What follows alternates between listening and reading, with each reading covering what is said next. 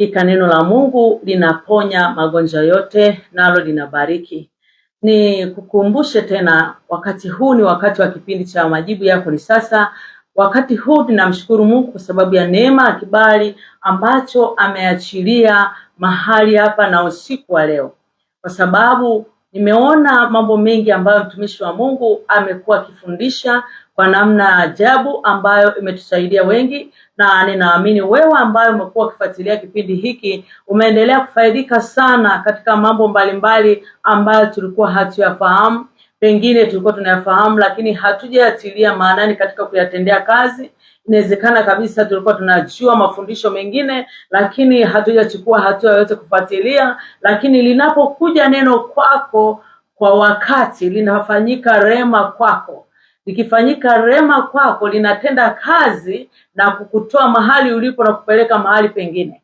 Inawezekana kabisa maandiko hayo umekuwa ukiyasoma kila wakati, lakini mtumishi wa Mungu anapokuja mbele zako na kufundisha kipindi, tumeona tukifaidika katika ufunuo mkubwa na mambo mbalimbali ambayo tulikuwa hatujajua. Kumbe neno hili linaweza kutufunulia kipande kingine tofauti. Inawezekana tumelisoma kwa mazoea na kuzoea kabisa na kujua kwamba ndivyo linavyosema, lakini Mungu amempa hekima na ufahamu wa tofauti, namna ya kulidadavua, namna ya kulichambua, namna ya kutuwezesha tuweze kujua ya kwamba Mungu ana uwezo wa kufanya mambo makubwa kupitia neno lake. Neno la Mungu ni jipya kila siku. Kwa sababu gani? Linafunuliwa kwako, linapokuja kwa wakati linafanyika rema. Maanake linakuja kwa wakati ule ambao unauhitaji, sawa sawa na jinsi linavyozungumza. Haleluya. Amen. Basi wakati huu, kama nilivyotangulia kujitambulisha, kwa majina yangu naitwa mchungaji Aishi Kileo,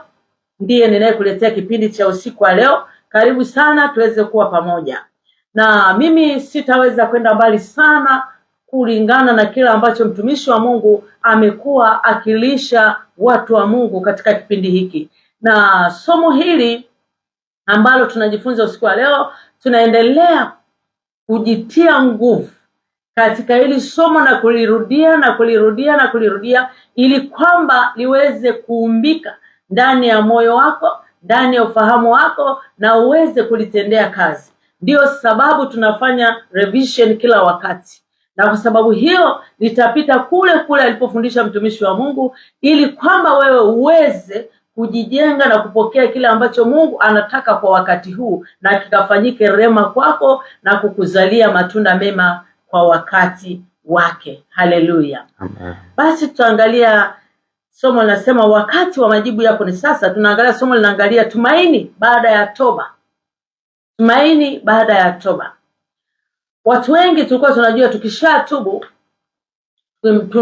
tunapotenda dhambi na kumkosea Mungu tukatubu, nimeona watu wengi wakitembea katika mashaka, kuto kujiamini, kuto kujua ya kwamba hakika Mungu amenisamehe au hajanisamehe. Anakuwa na wasiwasi, na unakuta anatembea katika kifungo cha nafsi yake kwa kuto kujua ya kwamba Mungu amekusamehe, kwa kuto kujua ya kwamba hivi kweli Mungu anawezekana amefuta dhambi hii, inawezekana ameondolea jambo hili baya namna hii nililotenda, hali nikijua ya kwamba mimi ni mcha Mungu. Kwa hiyo kuna watu wengi ambao wanadumu katika hali ya dhambi na kuteseka mioyo yao. Mwisho wa siku unafika mahali unajikuta, kwa sababu ya hukumu ambayo imeletwa na dhambi ndani yako, unajikuta unashindwa kupiga hatua na kuendelea mbele. Maisha yako ya kiroho yanaanza kufubaa taratibu. Mwisho wa siku unajikuta huwezi kumwabudu Mungu tena vizuri, huwezi kurejea kwa Bwana tena na kuamini ya kwamba Mungu anakupokea. Umetubu lakini huamini ya kwamba umesamehewa. Kwa hiyo unajiona wewe ya kwamba ni mtu wa kuhukumiwa na Mungu wakati wote. Lakini wakati huo unakuwa umekwisha kutubu na umekwisha kusamehewa. Kwa hiyo jioni ya leo tunaangalia tumaini baada ya toba. Liko tumaini baada ya kutubu. Wakati tunapomkosea Mungu, tunaona ya kwamba tunakwenda mbali na uso wa Bwana. Tunapomtenda Mungu dhambi, au tunapofanya jambo lolote, hata kama hujamtenda Mungu, umemtenda mtu mwingine, basi dhamiri yako itakushtaki. Unaanza kusumbuka na kuteseka. lakini tunapotengeneza yale mambo, nafsi yako inapata matumaini mapya. Unaanza kupata nguvu mpya ya kusonga mbele na kuendelea mbele za Mungu na hata mbele za yule ambaye ulimkosea. Kwa hiyo wakati huu tunajifunza tumaini baada ya toba. Liko tumaini baada ya toba. Unapotengeneza mambo yale ambayo umekosa mbele za Mungu au umemkosea mtu, unapata jambo la kwanza, unapata amani. Unapata amani na matumaini ya kwamba unapata furaha yako inarejea tena. Yale uliokosa hayakuhukumu tena. Kwa hiyo furaha ya moyo wako na amani ya moyo wako inarejea tena. Kwa hiyo unakuwa na tumaini na mipango mipya, mawazo mapya kuendelea mbele. Lakini pale ambapo tunapofanya dhambi, kama jinsi ambavyo inatuonyesha katika kile kitabu cha Mwanzo sura ile ya 3 na mstari ule wa 17, msomaji wetu naomba utusomee. Akamwambia Adamu, kwa kuwa umesikiliza sauti ya mke wako, ukala matunda ya mti ambao nalikuagiza nikisema, usiale, ardhi imelaaniwa kwa ajili yako, kwa uchungu utakula mazao yake siku zote za maisha yako. Michongoma na miiba itakuzalia, nawe utakula mboga za kondeni. Kwa jasho la uso wako utakula chakula, hata utakapoirudia ardhi, ambayo katika hiyo ulitwaliwa, kwa maana mavumbi wewe, nawe mavumbini utarudi. Amen. Bwana Yesu apewe sifa sana. Tunaona habari za Adamu hapa. Wakati ukisoma kitabu chako cha Mwanzo, kuanzia pale Mwanzo sura hii ya 3, ukiangalia Adamu alipowekwa katika bustani ya Edeni, utaona ya kwamba alikuwa na uhusiano mzuri na Mungu. Alikuwa na uhusiano mzuri na Mungu. Na Mungu alikuwa akitembelea bustani kila wakati. Jioni alienda kumwangalia Adamu, yule mtu aliyemuumba, anaishi maisha gani, anaendeleaje. Kwa hiyo walikuwa na uhusiano mzuri tu na Mungu. Lakini baadaye Mungu alikuwa amempa masharti, amempa mipaka ya kufanya jambo hili na hili usifanye. Na wakati alipomwekea mipaka, tunaona Adamu akashindwa kutimiza ile amri aliyoambiwa, usile matunda ya mti wa katikati, mti ambao ni wa ujuzi wa mema na mabaya. Alipowekewa sharti hili, tunaona ya kwamba Adamu hakutii. Japokuwa muasisi wa kutokutii pale inaonekana alikuwa ni Hawa. Hawa ndiye ambaye alianza kuvunja amri ile ya kutokutii na kula tunda kwa kushawishiwa na nyoka. Lakini tunaona ya kwamba baada ya uhusiano ule wa Adamu na Mungu kuvunjika pale bustanini, wakati alipovunja yale masharti ambayo Mungu alimpa, tunaona ya kwamba ikaingia dhambi kwao. Na ilipoingia dhambi kwao, Mungu ndipo anapomwambia Adamu, kwa kuwa hukutii, kwa kuwa hukukubali, kwa kuwa hukusikiliza sauti yangu, ukala matunda ambayo sikukuagiza, akasema ya kwamba hakumlaani Adamu. Tunaona ya kwamba akalaani ardhi. Ardhi ikawa imelaaniwa kwa ajili ya kukosa utii kwa Adamu. Lakini pamoja na hayo, wakati Mungu anamuuliza Adamu, tunaona ya kwamba hapana mahali ambapo Adamu alikubali kosa. Adamu hakukubali kosa. Adamu alikataa, aliona ni kama yale matunda aliyokula ameshawishiwa na mtu mwingine. Ni kweli alishawishiwa na mke wake, lakini je, amri alipewa nani? Amri alipewa Adamu. Na kwa sababu hiyo akawa yeye ndiye mkosaji mkuu, kwa sababu wewe ndiye niliyekuagiza usile, na akala. Lakini hata baada ya kula hakusema ndio Bwana, nimekosa, nisamehe. Hakuweza kusema neno hilo. Tunaona baada ya Adamu kukosa kutubu, badala ya kutengeneza na Mungu, akaanza kujitetea, ni huyu mwanamke uliyenipa, kama si yeye pengine nisingekula. Ndio maana yake. Kwa hiyo hapo tunaona ya kwamba Adamu hakuishia kwenye toba, Adamu akaishia kwenye kujitetea. Watu wengi wanapotenda dhambi, mara nyingi watu wengine wanakuwa na tabia ya kujitetea, kama sio wewe nisingekosa, kama sio wewe uliyesababisha nisingekosa, kama sio fulani nisingekosa. Lakini moja kwa moja pale tunapokosa, tunapaswa kusema ndio, nimekosa Bwana, nisamehe. Bwana Yesu asifiwe sana. Kwa hiyo hali hii watu wengi wameingia katika hali ya dhambi, Na katika hali ya dhambi inatuletea hukumu. Tunapokuwa tumemtenda Mungu dhambi, mioyo yetu inahukumiwa. Tunaona ya kwamba baada ya Adamu kula lile tunda na Hawa, kwa sababu Mungu alikwisha kunena nao, tunaona ya kwamba ilifika mahali sasa wakaanza kuhukumiwa nafsini mwao, wakaanza kutafuta majani baada ya kujiona wako uchi, wakaanza kujifunika kwa aibu. Dhambi inaleta aibu, dhambi inaleta hukumu, dhambi inaleta kujificha. Tumeona mtumishi wa Mungu akifundisha vizuri sana. Anasema inawezekana kabisa hata wewe katika makosa yako kuna mahali umejificha, kivuli chako ulichojificha. Adamu alijificha katika majani, alichukua majani akajistiri nayo. Lakini hata sisi wakati mwingine tunapotenda dhambi, mara nyingi watu tunapenda kujitetea, tunapenda kujifunika katika makosa, badala ya kufunua ile kosa tuweze kusema kwamba tumekosa, Bwana tusamee. Tunakuta tunajikusanyia aibu nyingi kwa kujificha. Tunajificha, tunakaa mbali na yule ambaye tumemkosea, tunajificha nafsi zetu, tunainamia mahali. Mtumishi wa Mungu alifundisha vizuri, akasema ya kwamba siwezi kujua wewe umejificha kwenye kivuli gani. Adamu alijifunika kwa majani, akakaa mbali na Mungu, akaondoka mahali pale akaenda kutafuta majani akajistiri. Sijui wewe umetafuta kitu gani ambacho kinakufunika aibu yako, kinafunika dhambi yako. Na mara nyingi wanadamu tunapenda kujitetea. Bwana Yesu asifiwe. Tunapenda kujitetea, lakini hapa tunaona ya kwamba Adamu angelitengeneza mambo yake na Mungu, pengine Mungu angemsamehe mara moja na kugairi mabaya ya mauti ambayo ilitupata, kwa sababu kwa kufanya yeye dhambi, kosa la kifo, kosa lile likasababisha kifo kikaingia duniani. Ndio maana mpaka sasa tunakufa. Na tunaona mtumishi wa Mungu pale alifundisha vizuri, akaonyesha kabisa ya kwamba huyu Adamu kwa kosa lake la kutengeneza dhambi yake aliyokosea, kwa kuungama, ile dhambi ilisababisha ardhi ikalaaniwa. Ile dhambi ilifungulia kifo. Ile dhambi ikasababisha watu waanze kufa na ardhi ikalaaniwa. Akaanza kula kwa jasho, akatamkiwa ya kwamba mimea ile, miiba itamzalia, atakula kwa jasho, kitu ambacho kilikuwa hakipo. Ameweka katika bustani ambayo ilikuwa na kila kitu, na akaruhusiwa kula kila kitu kwa uhuru, vitu ambavyo hakuviandaa yeye wala hakuvigharamia yeye. Lakini leo anapewa tena kazi ya kwamba ardhi hiyo imelaaniwa. Ardhi imelaaniwa kwa sababu ya kosa la Adamu. Ardhi itatuzalia mabaya, inatuzalia mauti, inatuzalia uharibifu.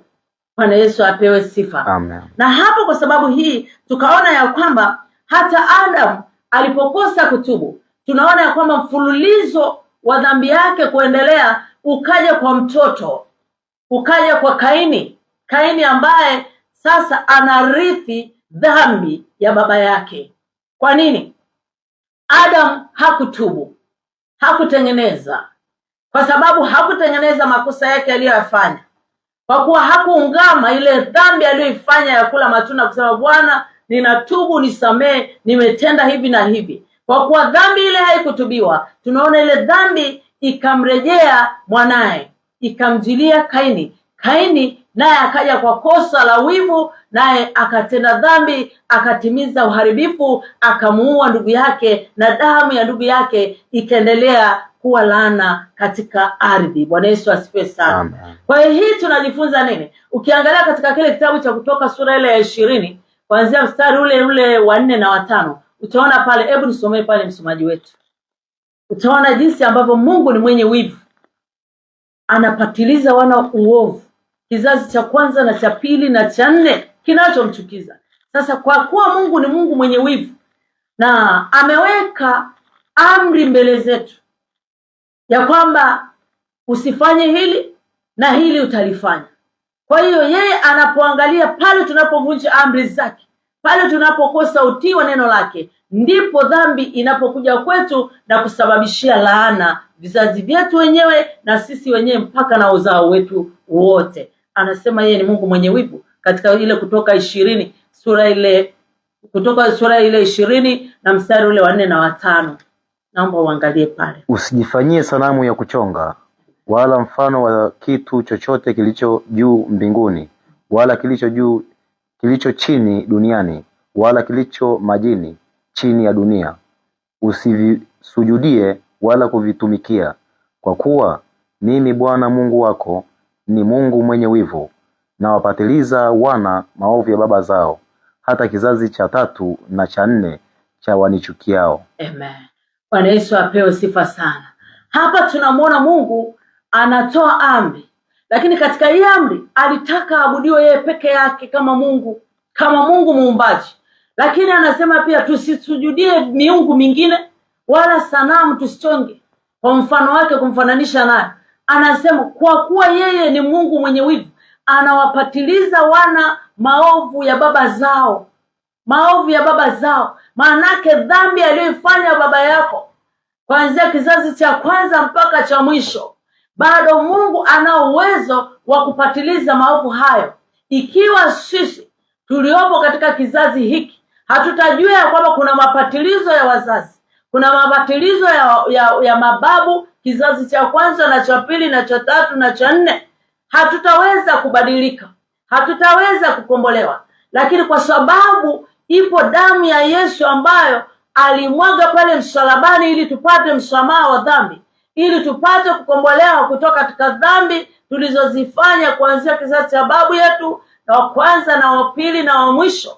Tunatengwa na ile dhambi kwa damu ya Yesu. Tusipokubali ya kwamba sisi ni wenye dhambi, tukaona ya kwamba ni mwenye haki kwa asili, tukajiona ya kwamba hatuna makosa, tunaweza tukaangamia. Lakini pale ambapo utajua ya kwamba baba zetu toka baba wa asili Adamu alitenda dhambi katika bustani, naye akatamkiwa mabaya katika ardhi, na ile dhambi ikazaa mabaya juu ya mwanaye Kaini, akamuua ndugu yake, akaendeleza mauti, akaendeleza ule uharibifu. Tukijua katika hayo, lazima tujue ya kwamba sisi ni uzao wa Adamu, na kwa sababu ni uzao wa Adamu, sisi pia tumezaliwa katika hali ya dhambi za kurithi na dhambi za kutenda sisi wenyewe. Bwana Yesu asifiwe. Amen. Na kwa sababu kuna dhambi za kurithi, tunaona ya kwamba Biblia katika hiki kitabu cha Warumi sura ile ya 5 mstari wa 12 mpaka 17, ninaomba unisomee pale. Ninaona ya kwamba kwa dhambi hii ya mauti iliyosababisha mauti ilianzilishwa na Adamu, lakini tunaona Kristo huku mbele amezaliwa kama Adamu wa pili ili apate kuturejesha tutoke katika makosa yetu, tutoke katika dhambi ya Adamu, na zaidi hata yale ambayo tumeyatimiza sisi wenyewe kwa kutenda kwa maisha yetu tulioishi. Hebu nisomee pale. Kwa hiyo kama kwa mtu mmoja dhambi iliingia ulimwenguni, na kwa dhambi hiyo mauti, na hivyo mauti ikawafikia watu wote, kwa sababu wote wamefanya dhambi.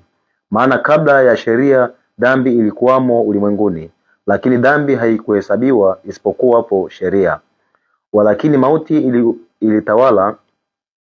ilitawala tangu Adamu mpaka Musa, nayo iliwatawala hata wao wasiofanya dhambi, ifananavyo na kosa la Adamu, aliye mfano wake yeye atakayekuja. Stop kidogo.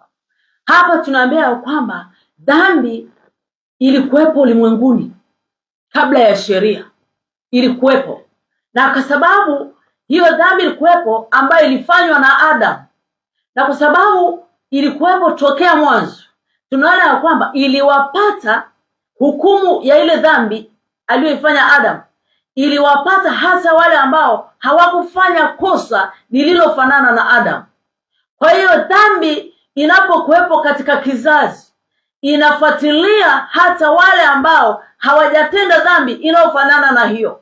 Kwa hiyo dhambi isiyotubiwa inasafiri kizazi cha kwanza na cha pili na cha 3 na cha 4 kimchukizacho Mungu. Lakini iwapo utainuka au atatokea mtu katikati hapo akamgeukia Mungu, akatubu ile dhambi, anasamehewa na kukombolewa. Tuendelee mbele kidogo. Lakini karama ile haikuwa kama lile kosa, kwa maana ikiwa kwa kukosa kwake yule mmoja wengi walikufa, zaidi sana neema ya Mungu na kipawa kilicho katika neema yake mwanadamu mmoja Yesu Kristo kimezidi kwa ajili ya wale wengi. wala kadiri ya yule mtu mmoja aliyefanya dhambi, si kadiri ya kile kipawa. Kwa maana hukumu ilikuja kwa njia ya mtu mmoja ikaleta adhabu, bali karama ya neema ilikuja kwa ajili ya makosa mengi ikaleta kuhesabiwa haki. Amen. Bwana Yesu apewe sifa sana. Amen. Tunaona ya kwamba Adam kosa lake lilileta dhambi, likaleta hukumu hata kwa wale ambao hawakutegemea, wale ambao hawajui huyu Adamu alikuwa wapi, alikuwa nani, hawajui. Wao wanajua mwanzo wa dunia ni leo. Kwa kuwa nimezaliwa hapa kizazi hiki, najua ni mimi na baba yangu. Sijui kama kulikuwa kuna watu wengine waliotenda haya, lakini yeye anahukumiwa kwa dhambi asiyoifahamu, asiyoijua, inasafiri kizazi hata kizazi. Na kwa sababu hiyo hapa tunaona kwamba na Yesu Kristo neema yake ilizidi, kwa kuwa Mungu hakupenda kumpoteza mwanadamu. Tunaona kwamba akamuinua Yesu ili kwamba apate kurejesha walio wengi waliopotea na kuingia katika dhambi ile ya kwanza ya Adam, na hata dhambi za baba zake waliopatikana na makosa wasioyajua. Kwa sababu kupitia yeye sasa, kupitia Yesu Kristo huyu ambaye ameleta ukombozi, tumepata msamaha wa dhambi. Na kwa sababu tumepata msamaha wa dhambi, tunao uwezo wa kusafiri kwa damu ya Yesu na kutubu makosa ya babu zetu, ya baba zetu, ya ndugu zetu, ya jamaa zetu, kuanzia kizazi cha kwanza mpaka cha 4 kilichomchukia Mungu, ambacho hakikutaka kutii amri ya Mungu. Kwa hiyo wako watu wengi ambao tumekuwa tunajihesabia haki. Wanadamu wengi wanajihesabia haki. Anajiona ya kwamba mimi si mwenye dhambi kama fulani, si mwenye dhambi kama yule, si mtendaji wa hayo. Pengine mimi sinywi pombe, pengine mimi sio mwasherati kama fulani, pengine mimi sio mwizi kama fulani. Lakini dhambi ni kuvunja amri za Mungu. Bwana Yesu asifiwe. Ni kwenda kinyume na kile ambacho Mungu ameamuru kifanyike. Biblia inasema mpende jirani yako kama nafsi yako. Unapotoka katika hali ya kumpenda jirani yako kama nafsi yako, umevunja moja kati ya amri, umetenda dhambi. Unapokosa kumpenda na kumhurumia kama vile Mungu anavyokutazama wewe na kukuhurumia, umetenda dhambi. Kama pale ambapo Mungu anasema ya kwamba utusamee dhambi zetu kama jinsi ambavyo Mungu mwenyewe alivyotusamea makosa yetu. Kuna wakati mwingine wanadamu tunashindwa kusamea. Unashindwa kusamea na kulipa kisasi, wakati Biblia inasema ya kwamba kisasi ni juu yangu, niachieni mimi. Kama Mungu amesema kisasi ni juu yangu, maana yake tumwachie yeye apate kulipa mwenyewe. Sisi kwa kuwa hatuna ile neema ya Kristo, wale watu wanapokuwa na uchungu mioyoni mwao wanatamani kulipa kisasi. Mwanadamu anatamani atende lile ambalo litamuumiza mwenzake kama vile alivyoumia. Vile ambavyo alitendewa vibaya, basi na yeye alipwe vile vile. Lakini Biblia inasema ya kwamba kisasi ni juu yangu, niacheni, nitalipa mwenyewe. Kama Mungu amesema hivyo na sisi tukalipa kisasi badala ya Mungu, manake tumefanyika mtu wa kuhukumu. Tumeenda kuhukumu yale ambayo Mungu amesema tusihukumu, yeye atahukumu mwenyewe. Kwa sababu hiyo, wakati huu tunapotumia damu ya Yesu, ile damu ya Yesu ambayo ilikuja sasa ikafuta hatia, imefuta hatia zote ambazo zimetangulia kufanywa na wanadamu tokea kizazi cha kwanza, tokea Adamu wa kwanza mpaka hapa tulipo. Tumefuta ile damu. Damu ya Yesu inaweza kufuta. Damu ya Yesu inaweza kuondoa msamaha, inaondoa hatia na kuweka msamaha wa dhambi. Ndio maana hata sisi tunakubalika leo kumwabudu Mungu tena, kumtafuta Mungu tena. Kwa nini? Kwa sababu ya damu ya upatanisho ambayo ilimwagika pale msalabani. Imetupa kibali cha kumgeukea Mungu kwa kutubu maovu yetu, kwa kutubu makosa yetu na kurejea kwa Bwana. Tunaporejea kwa Mungu, tunapata neema nyingine kwa ajili ya kumkaribia na kwa ajili ya kukomboa uzao wetu na hata yale ambayo yalifanyika kwa wazazi wetu, mababu zetu tokea Adamu mpaka hapa tulipo. Bwana Yesu asifiwe sana. Kwa damu ile ya Yesu ilimwagika pale msalabani, ile damu ambayo inanena mema kupita damu ya Habili, tunaambiwa ya kwamba damu hiyo inatusafisha maovu yetu, inaondoa hatia yote. Ukiangalia katika hiki kitabu cha Ufunuo sura ile ya 5 mstari ule wa 9 na wa 10, tukisoma pale utaona ya kwamba Bwana Yesu Kristo aliyemwaga damu yake pale msalabani ndiye ambaye alipata kibali mbele za Mungu kupata kufuta uovu ambao mwanadamu aliufanya. Bwana Yesu asifiwe sana. Amen. Hebu tuangalie pale katika Ufunuo sura ile ya 5 mstari wa 9 na ule wa 10. Nao waimba wimbo mpya wakisema, wastahili wewe kukitoa hicho kitabu na kuzifungua muhuri zake, kwa kuwa ulichinjwa ukamnunulia Mungu kwa damu yako watu wa kila kabila na lugha na jamaa na taifa, ukawafanya kuwa ufalme na makuhani kwa Mungu wetu, nao wanamiliki juu ya nchi. Amen. Bwana Yesu asifiwe. Tunaona ya kwamba hapa maandiko yanasema Yesu Kristo umestahili wewe kutwaa hicho kitabu, kwa kuwa ulimnunulia Mungu watu wa kila kabila na kila taifa, watu ambao hawakustahili, lakini Yesu kwa kumwaga damu yake amestahilisha.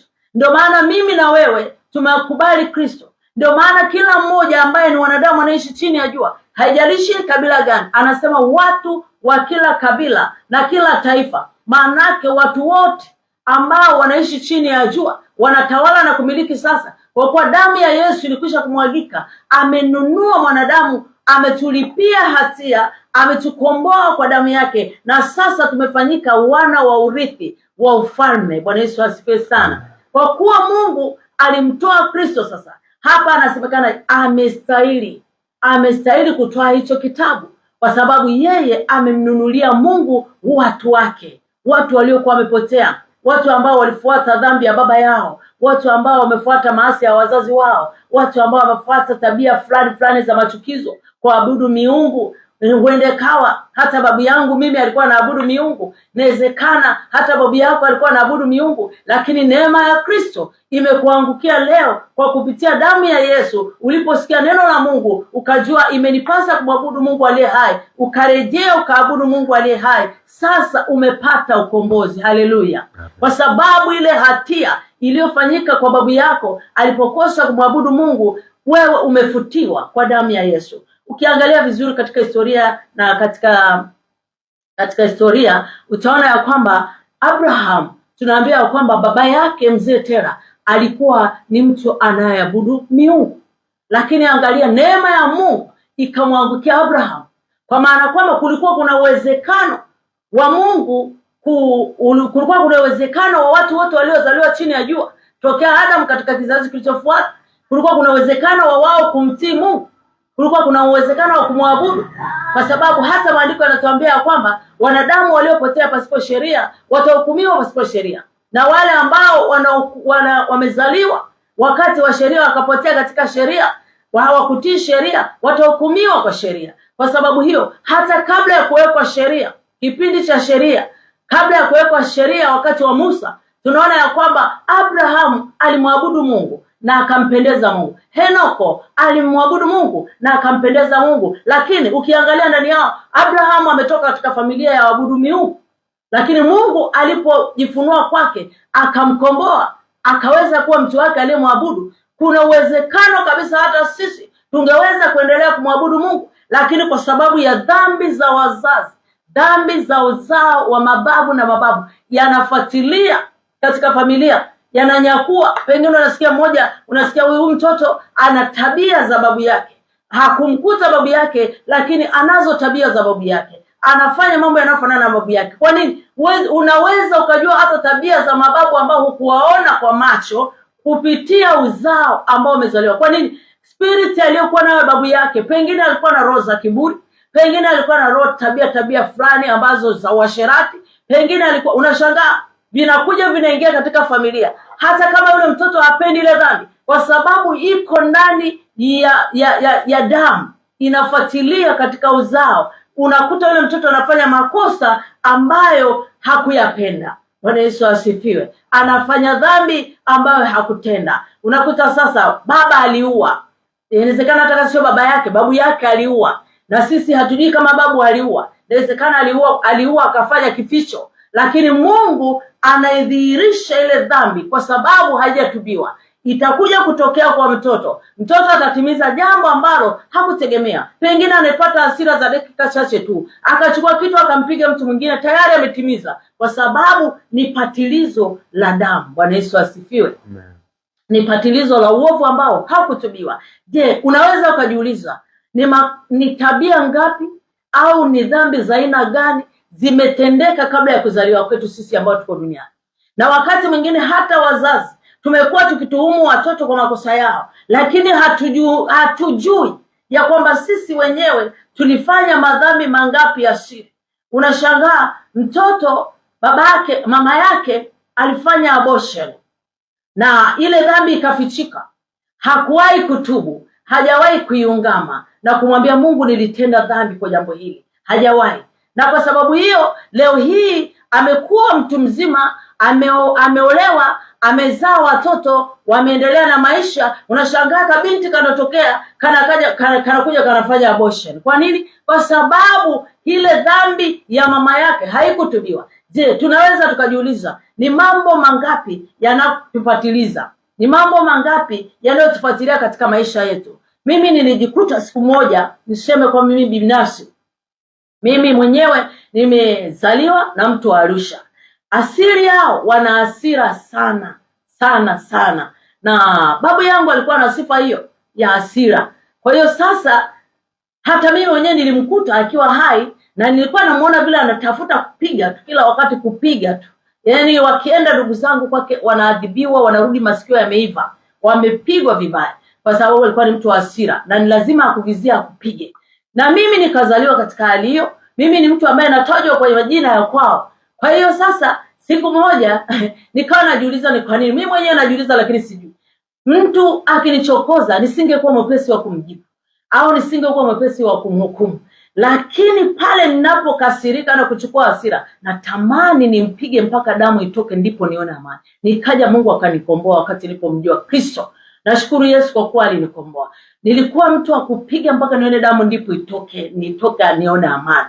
Kwa hiyo sasa nilipompokea Yesu, katika ile hasira nilikuwa najizuia sana. Hata ningeudhiwa na nani, nilikuwa najizuia sana nisitimize kwa sababu nimempokea Yesu, lakini nasikia kama moto inachemka ndani.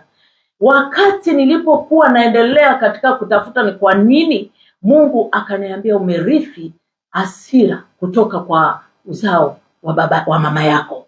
Bwana Yesu asifiwe. Nikakumbuka kweli ndivyo alivyokuwa babu yangu. Ndivyo alivyokuwa, mpige mtu mpaka atoe damu ndipo atoke mikononi mwake. Kwa hiyo ile dhambi inafuatilia, na mimi nimetajwa kwa majina ya kwao. Kwa hiyo sasa katika familia Mungu akaniambia lazima ujitenge na roho ulizorithi kupitia mama yako kutoka kwa wazazi wake. Bwana Yesu asifiwe. Wakati mwingine tunarithi mambo ambayo hatuyajui. Mimi sikuona kama ni shida wakati kabla sijaokoka babu yangu kumpiga mtu mpaka kutoka damu. Tulikuwa tunashangaa tu. Lakini mimi na mwenyewe nikaja sasa nasikia hasira mtu anaponiudhi, natamani nimpige mpaka damu itoke, ndipo naona amani. Na ndipo najisikia naona nimefanya sawa. Bwana Yesu asifiwe. Bwana Yesu asifiwe sana. Lakini ashukuriwe Yesu Kristo aliyenikomboa baada ya kufanya deliverance na kufuatilia na kutubu kwa hayo yote nikajitenga nao na ile hali ikapotea. Bwana Yesu apewe sifa sana. Kwa hiyo naweza kukuambia kwamba yako mapatilizo yanayokufuatilia. Yako mapatilizo yanayofuatilia familia zetu. Yako mapatilizo tunayorithisha watoto.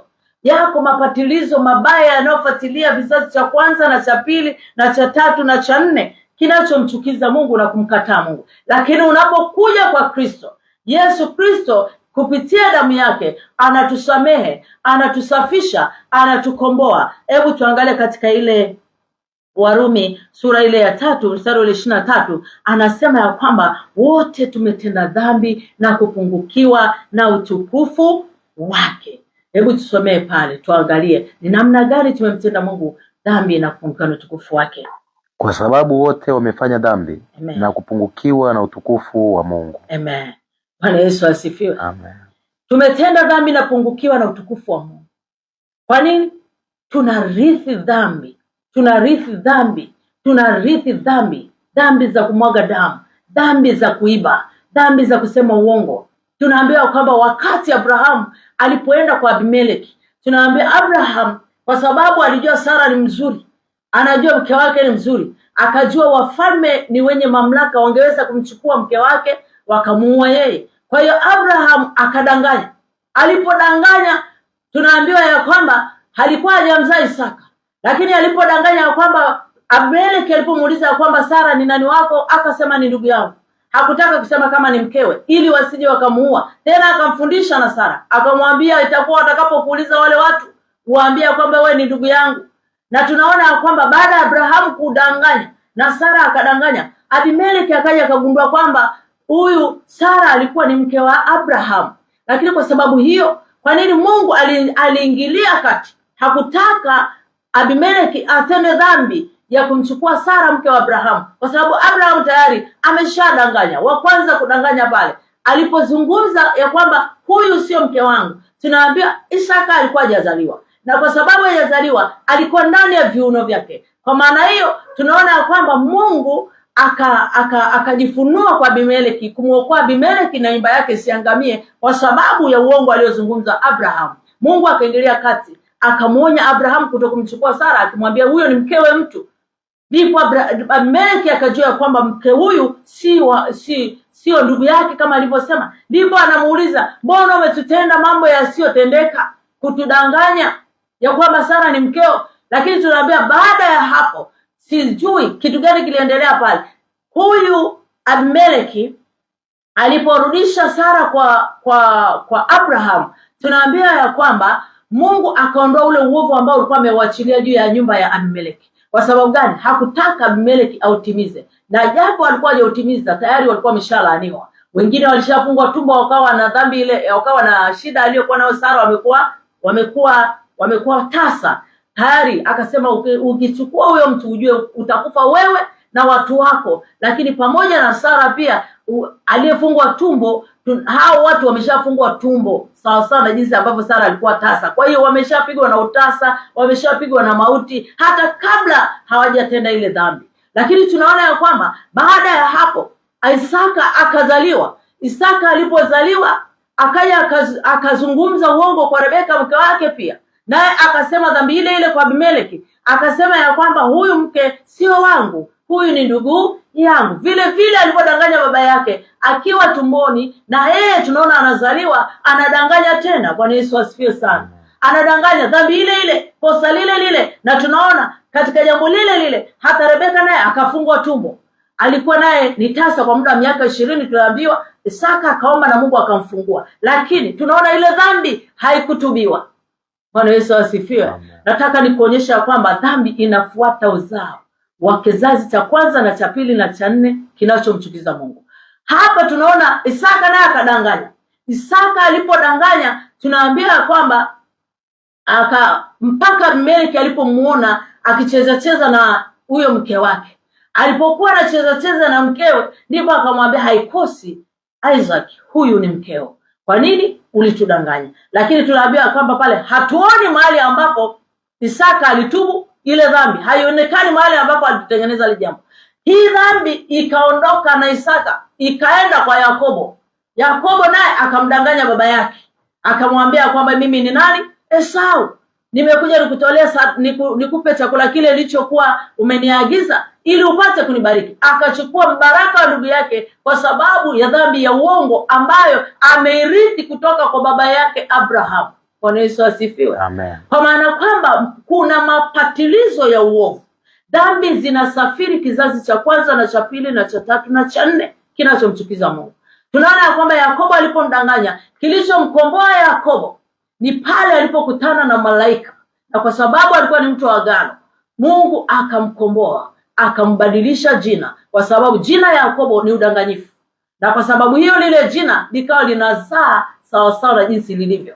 Kwa hiyo tunaona ya kwamba baada ya hapo Mungu akamgeuza. Siku ile alipopambana na malaika akidai baraka, anatafuta baraka zinazomsumbua moyoni mwake, akapiga mguu, Mungu akampiga mguu wake akachechemea, na tunaambia kwamba akambadilisha jina, akamuita Israeli, na kwa maana hiyo akawa mbarikiwa badala ya mdanganyifu. Bwana Yesu asifiwe. Amen. Hapo ndipo ulipotokea ukombozi wa Israeli. Kwa nini? Nataka nikuonyesha ya kwamba dhambi inafuata kizazi. Ikiwa ni dhambi ya kumwaga damu, inafuata kizazi. Ikiwa ni dhambi ya uongo, inafuata kizazi. Ikiwa ni dhambi ya wizi, inafuata kizazi. Damu inafuatilia, dhambi inafuatilia, dhambi inadai dhambi nyingine mbele yake mpaka pale itakapotubiwa. Ni kwa namna gani tumemtenda Mungu dhambi? Ni kwa namna gani mpaka hapo unaweza kujiona wewe ni mangapi ambayo umeyafanya, au ni tabia gani ambazo umekuwa nazo ambazo hazijatubiwa na bado tunaendelea tunajiona ni salama. Nataka nikwambie hakuna usalama juu ya dhambi. Biblia inasema ya kwamba katika ile Warumi 6 mstari wa 23, mshahara wa dhambi ni mauti. Bwana Yesu asifiwe. Mshahara wa dhambi ni mauti, na kama mshahara wa dhambi ni mauti, ni lazima tugeuke na kuigeukia neema ya Kristo, ambayo Yesu Kristo alifanywa sadaka ili kwamba amnunulie Mungu watu wake, watu wa kila kabila, watu wa kila taifa, watu ambao aliwapenda, hakutaka waangamie. Ndio sisi ambao tumeangukia katika neema ya Kristo, tumeangukia katika neema ya Yesu Kristo. Wakati huu Yesu alikufa pale msalabani ili tupate msamaha wa dhambi, na kwa sababu alikufa tupate msamaha wa dhambi, usiku wa leo unaweza kusogea mbele za Bwana, unaweza kwenda mbele za Mungu na kumwambia Bwana, nimekosa mahali hapa nimekosa. Bwana, ninajua ninao upungufu, ninajua nimekosa. Unajua lazima mtu anayetaka msamaha ajue ya kwamba ni mkosaji, na lazima akubali ya kwamba ni mkosefu. Na kama usipojua ya kwamba ni mkosaji, dhambi inadumu kama ilivyodumu kwa Adamu. Na kama alivyofanya Kaini, tunaona ya kwamba hakutubia dhambi yake, naye inadumu vile vile, kwa sababu tunaona dhambi ya Kaini ilimletea laana yeye mwenyewe, lakini dhambi ya Adamu ilileta laana katika ardhi. Na kwa sababu hiyo, kama dhambi isipotubiwa, lazima ilete mapatilizo siku za usoni. Bwana Yesu asifiwe. Tunaweza kwenda mbele za Mungu kupitia Yesu Kristo aliyemwaga damu yake pale msalabani. Maana anaambiwa katika hii kitabu cha Ufunuo sura ya 5 mstari wa 9 mpaka ule wa 10, anasema ya kwamba umestahili wewe kukitoa hicho kitabu cha hukumu, hicho kitabu ambacho kimewekwa mbele za Bwana. Yaani alistahili Yesu akichukue, maana yeye ndiye aliyemwaga damu ya kukomboa watu ambao Mungu aliwaona wamepotea. Kwa hiyo kabila, mataifa, maanake kwamba watu wote wanaweza kuja kwa Bwana sasa. Watu wote wanaweza kumwamini Yesu Kristo kuwa ni Bwana na Mwokozi wa maisha yao sasa. Watu wote wanaweza kusafishwa kwa damu ya Yesu. Kila kabila, kila taifa linaweza kukombolewa. Haijalishi ulikuwa huabudu, haijalishi baba zako na babu zako walikuwa wanaabudu miungu kama ambavyo mzee Tera baba yake na Ibrahimu walikuwa wakiabudu miungu, lakini wewe unaweza kuchomoka katika hiyo miungu. Na ndio maana Mungu akamtoa Abraham katika ile nchi ya baba yake ambayo walikuwa wanaabudu miungu. Tunaambiwa kwamba toka wewe katika hiyo nyumba,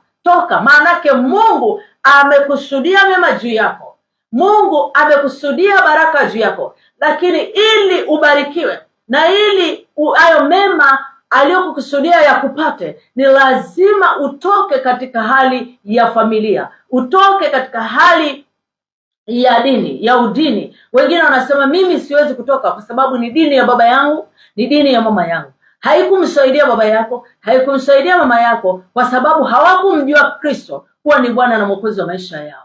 Lakini wewe, Mungu leo anakuambia utoke, kama alivyomtoa Abraham katika nyumba ya baba yake. Utoke wewe ili uweze kupata baraka zinazotokana na ahadi za Mungu, kwa sababu kupitia Abraham tumebarikiwa. Bwana Yesu asifiwe. Amen. Leo usiku wa leo, ile damu ya Yesu inaenda kufuta hatia zako. Ile damu ya Yesu, tutasafiri kwa damu ya Yesu, tutaomba kwa damu ya Yesu ikafute hatia zote, hatia tunazohukumiwa nazo. Mioyo yetu iko katika hukumu, pengine moyo wako unajihukumu kwa ajili ya maisha unayoishi.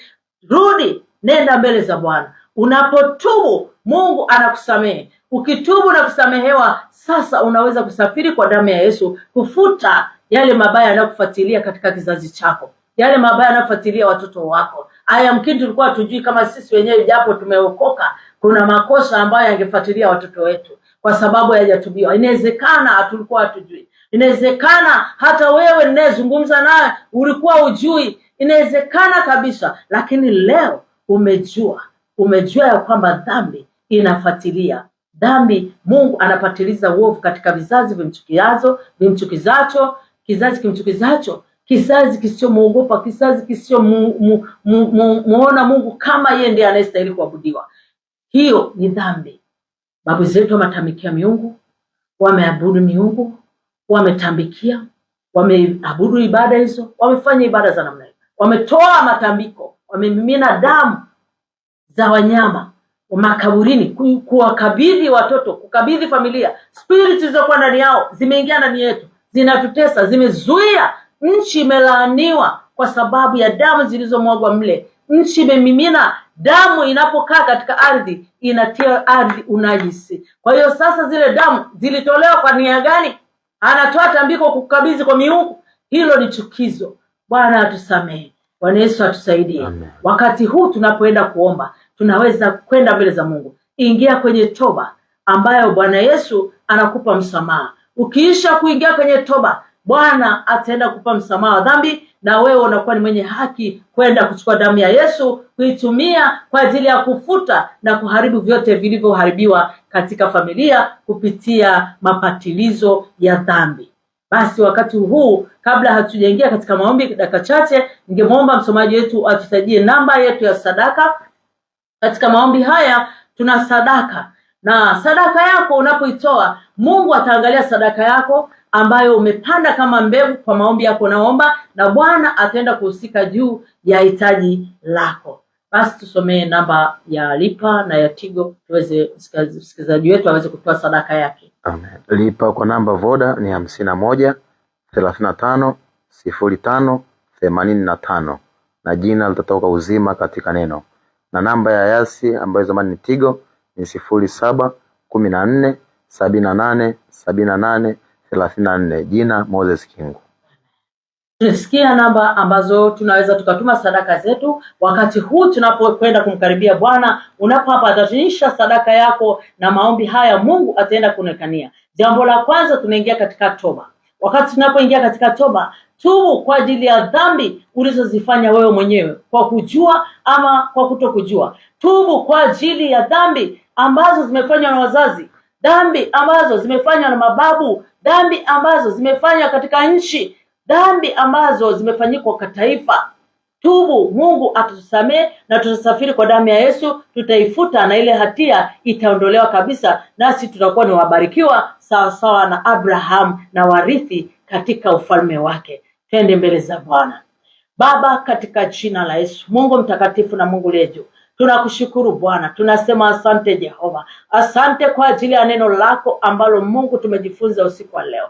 Juu ya neno lako ambalo Mungu lipo tumaini baada ya toba. Hakika Mungu, kwa kujifunza huku tumejua ya kwamba bado liko tumaini hata sasa. Hata sasa Mungu unakwenda kutusamehe. Hata sasa Mungu unakwenda kutugeuza. Hata sasa Mungu unakwenda kutuponya kutoka katika dhambi na mapatilizo ya uovu ya kizazi cha kwanza na cha pili na cha tatu na cha nne kinachokuchukia.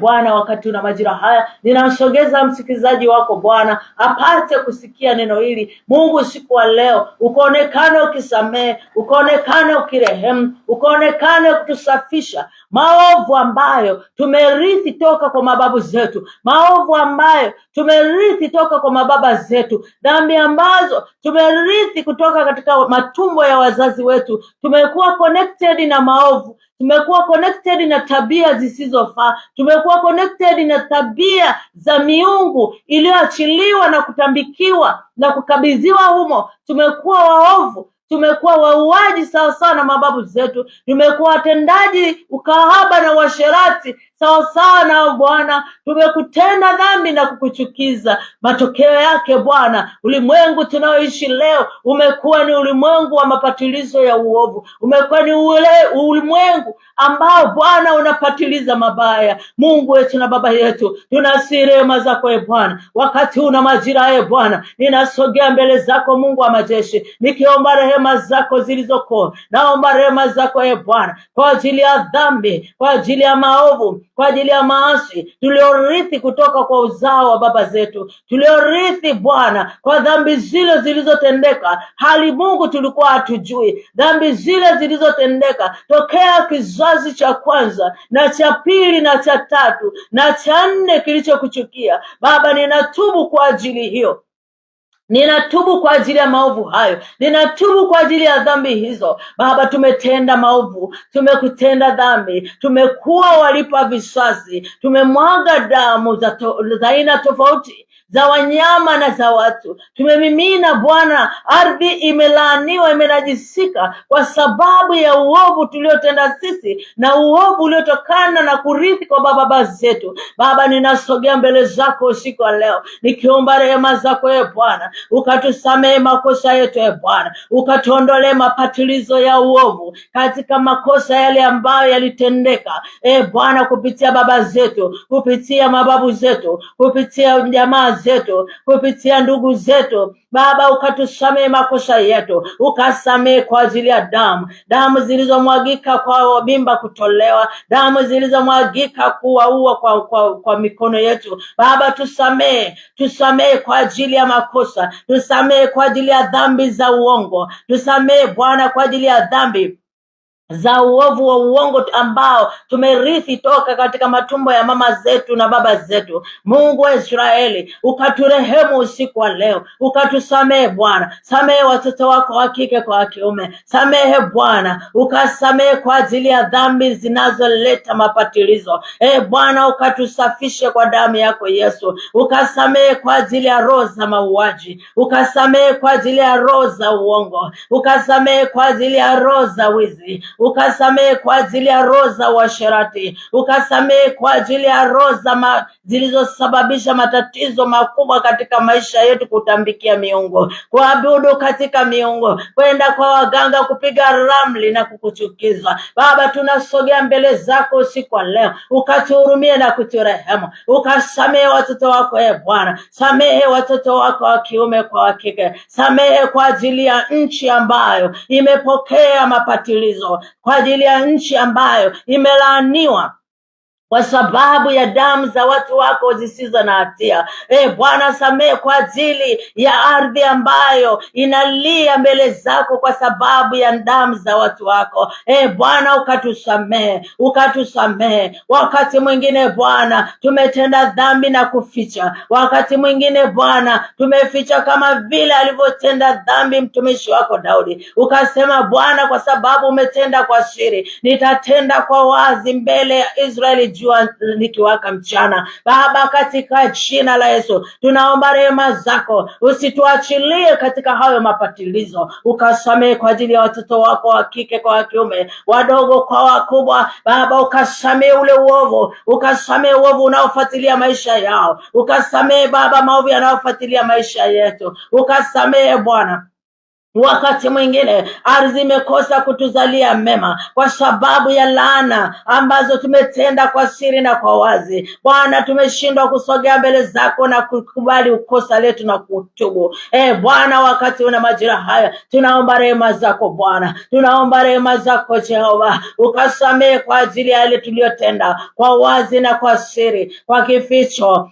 Bwana, ukasamehe makosa haya. Mungu, tazama, ni kwa sababu ya dhambi iliyotangulia ndani ya wazazi, ni kwa sababu ya dhambi iliyotangulia katika vizazi, ni kwa sababu ya makosa yaliyotangulia yasiyotubiwa. Baba, tazama, hata hali tulizo nazo katika uzao, hata hali tulizo nazo duniani wakati huu ni kwa sababu ya makosa yasiyotubiwa. Baba, tunaomba rehema zako, ukakomboe mtoto wako huyo, ukamkomboe kwa damu yako Yesu, kwa sababu Yesu Kristo ulimnunulia Baba wale watu wake ambao walipotea, watu wake waliokuwa wamekataliwa, lakini Yesu, ile damu yako iliyomwaga pale msalabani ikanena mema Bwana, inanena mema kupita damu ya Abili, ile sadaka uliyoitoa kwa ajili ya ukombozi wa mwanadamu pale msalabani. Ukasema Bwana, kwa kupigwa kwako sisi tumeponywa. Bwana ukasema imekwisha. Baba tazama, ukaigongomelea ile hati ya mashtaka tuliokuwa tukishtakiwa, ukaigongomelea pale msalabani, ukasema imekwisha. Baba tunasogea mbele zako usiku wa leo, kwa ile damu yako Yesu ikafute hatia za uongo, ikafute hatia za ukahaba, ikafute hatia za magonjwa, ikafute hatia za kuua za damu, ikafute hatia zinazofuatilia maisha yetu, roho za mapatilizo, roho za uharibifu katika maisha yetu zimetuzalia laana. Ninakwenda kusafiri kwa ile damu yako Yesu, ile damu yako Yesu, kuanzia kizazi cha kwanza na cha pili na cha tatu na cha nne, na mkomboa msikilizaji wangu, na mkomboa kwa damu ya Yesu roho za upatilizo, roho za uzinzi na ukaba, roho za mauaji, roho za mwagaji wa damu, roho zile za uongo, roho zile zinazosimama na kutesa maisha yake wakati una majira haya, ninatangaza kwa damu ya Yesu zikavunjike kwa jina la Yesu, na kwa damu ya Yesu zikavunjike roho za mauti, roho za kutengeneza vifo kwa ndugu, ninazivunja kwa jina la Yesu. Roho za kupatiliza mabaya juu ya mabaya ninazivunja kwa jina la Yesu, na kwa damu ya Yesu ninazisambaratisha. Roho za udanganyifu, roho za kudanganya ninazisafiria kwa damu ya Yesu, ninazivunja kwa jina la Yesu. Roho za kutenda mabaya tusiyotarajia, dhambi ile likaa ndani yetu, imezaa mabaya. Yale mabaya tunayoyatenda tunakwenda kuyasafiria kwa damu ya Yesu, tunabadilisha hayo mabaya kwa jina la Yesu, kwa damu ya Yesu. Geuza Bwana yale mabaya tuliyodhamiria, yale mabaya tunayoinukia, yale mabaya ya mabatilizo ambayo tumekuwa tuyafanye mbele zako, tunageuza kwa damu ya Yesu, tunayabatilisha kwa damu ya Yesu, na kwa jina la Yesu Kristo wa Nazareth le hai. Ile damu yako Yesu iliyomwagika pale msalabani ikafute hatia juu ya mtumishi wako huyu, ikafute hatia katika jina la Yesu, ikafute ile dhambi aliyorithi toka kizazi cha kwanza na cha pili na cha tatu na cha nne kilichokuchokeza na kukukataa. Roho ile ya kutambikia, roho ile ambayo ni ya kuabudu miungu, roho za kuwa waganga na wapiga ramli, kwa jina la Yesu tunasafiri hizo damu, tunazifuta kwa damu ya Yesu. Tunafuta hizo roho, tunafuta hizo madhabahu, tunaziharibu kwa jina la Yesu na kwa damu ya Yesu. Ile damu ya Yesu iliyomwagika pale msalabani